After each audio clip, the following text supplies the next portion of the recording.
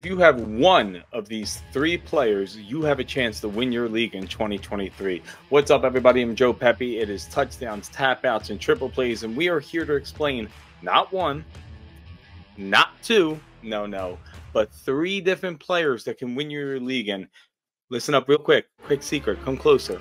The third one is the most important person, so stay tuned for that person. But let's get into it because the first one is a running back from the LA Rams, the new starting running back, Kyren Williams. And yes, the Cam Akers show is once again over and dead.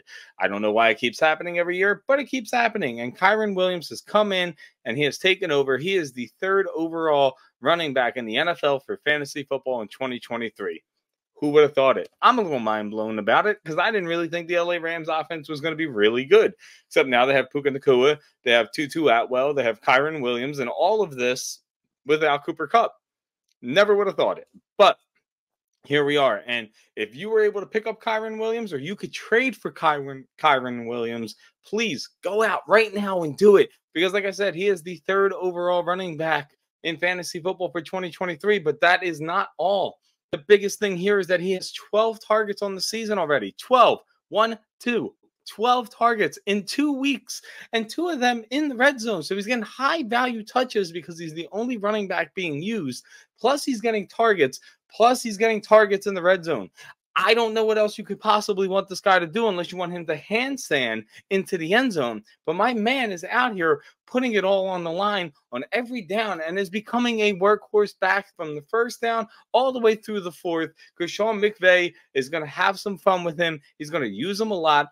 And they're out here just benching everybody else. Cam Akers gone. Zach Evans gone. You name a running back that's in LA, doesn't matter. They're not playing. It is literally the Kyren Williams show. So if he's still on your waivers, go get him. If he's on another team, go get him because volume is king when it comes to the running backs. And Kyren Williams might as well have a crown. Let's move on, though. We're getting close to that third player. Still stay tuned. The second player can win you a league, but this third player is an absolute dominator at his position. And our second player is Jerome Ford. Now, it's unfortunate what happened to Nick Chubb. And if you want to watch the video that I broke down of Nick Chubb and who should replace him, it's in the link below. Go ahead, check it out and watch that too. Let me know what you think.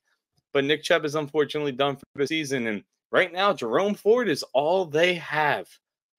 And he's pretty damn good. He's got a high burst score, 87th percentile. He's got a good 40, 87th percentile. He's got skill. We saw him against the Steelers when he took over for Nick Chubb. He ran the ball one way, turned the play all the way around, and went for about 75 yards. He's able to do some things, and the team likes him. And you want to know why the team likes him? Because they had the chance to bring Kareem Hunt back in earlier in the offseason. They didn't. Now, right now, he's visiting there to back up Jerome Ford, in my opinion. But they could have brought Kareem Hunt back into his usual role and kept the business as usual. But they didn't because they elevated in their mind with Jerome Ford. They could have went out and got another running back, but they didn't. Leonard Fournette was out there. Kareem Hunt was out there. Ezekiel Elliott was out there. They didn't do that. They took in Jerome Ford.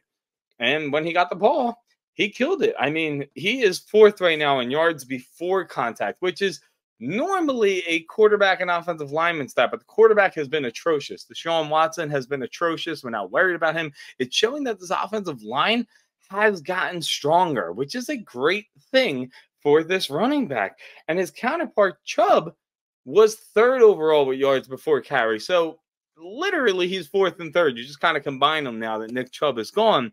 So he's going to get all those carries, all those yards on an offense that's going to try to move the ball, that loves to run the ball.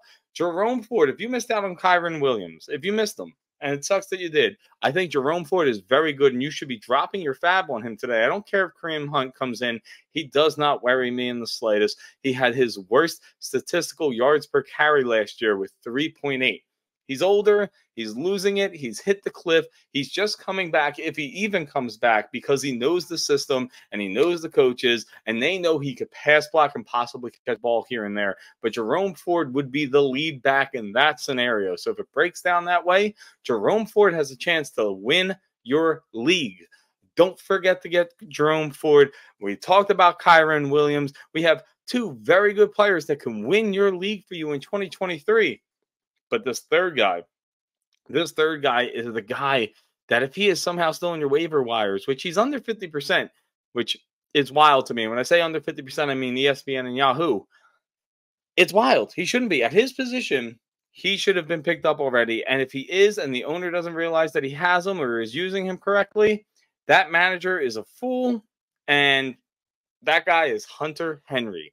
Yes, I have talked trash on Hunter Henry for years. But here we are now. Hunter Henry can win you a league in 2023 because he is the #1 tight end on the week, on the year. He is the #1 tight end, not just a week, on the year. He's been a monster. He's been great. I'm so shell-shocked I'm getting things wrong here because the #1 tight end on the year should not be Hunter Henry, but here we are. And you want to know why? It's because his wide receivers are awful. They went out and got Juju Smith-Schuster. They don't know if his knee's going to explode or not. Kendrick Bourne, is they okay, I guess, but nothing special. Demario Douglas is okay, but small. Tyquan Thornton, is he even still on the team? There's nobody out here who can catch the ball except for him and Mike Gesicki, and he has just been burying Mike Gesicki with targets and opportunity and chances. He leads the NFL in air yards. He leads the NFL for tight ends, obviously. He leads the air yards for tight ends. He leads the NFL in yards before catches for tight ends. His OC, his new offensive coordinator, Bill O'Brien, he came in, he said, you know what, that guy, Hunter Henry, I'm going to utilize him. I'm going to use him. And if a coach wants to use him, you should too, because this man is 6 overall in targets in the red zone. And that's what you want from a tight end. You want a guy who could fall in the end zone. And Hunter Henry gives you an amazing chance at that because he has 13 overall targets, which is tied for 3rd. But he has the 6 overall targets in red zone. That's a guy I want. A guy who is one of the best pass catching options on his offense, higher up in targets, higher up in red zone targets, gets air yards, so they're deeper targets, and he leads the NFL in yards before catch for tight ends. What else could you possibly want from them? And to be honest, the Patriots, yes, they can run the ball, and they like to slow the game down, but slowing the game down doesn't really affect the tight end, in my opinion. I think that's part of the slow down game because you're not throwing those deep bombs. They got nobody for that. One of their more athletic guys, sadly, is Hunter Henry, and that's why he's going to win you a league. If you need a tight end, which we all kind of need a tight end, you want to go out and get Hunter Henry because Hunter Henry, Jerome Ford, or Kyron Williams can win you your league this year.